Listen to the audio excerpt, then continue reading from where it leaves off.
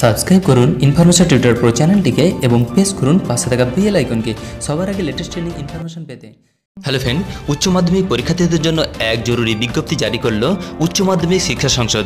হ্যাঁ বন্ধুরা, এখানে বলা হচ্ছে যে কত তারিখ থেকে তাদের অ্যাডমিট কার্ড দেওয়া হবে এবং কত তারিখ থেকে তাদের পরীক্ষা শুরু হবে এবং পরীক্ষা কখন থেকে শুরু হবে সেটাই বলে দেওয়া হয়েছে এই বিজ্ঞপ্তিতে। তো ফ্রেন্ড, আজকে আমরা এটা নিয়ে বিস্তারিত আলোচনা করব।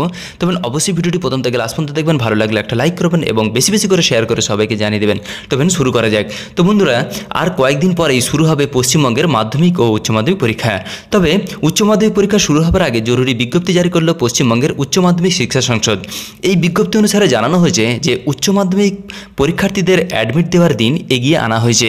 তবে এখানে বলা হচ্ছে যে উচ্চ মাধ্যমিক শিক্ষা সংসদের সভাপতি ডক্টর মহুয়া দাস বিজ্ঞপ্তি প্রকাশ করে জানিয়েছেন, আগামী 6 মার্চের পরিবর্তে আগামী 3 মার্চ 2020 মঙ্গলবার সংসদের আঞ্চলিক কার্যালয় সহ বিভিন্ন বিতরণ কেন্দ্র থেকে 2020 সালের উচ্চ মাধ্যমিক পরীক্ষার্থীদের অ্যাডমিট কার্ড বিতরণ করা হবে।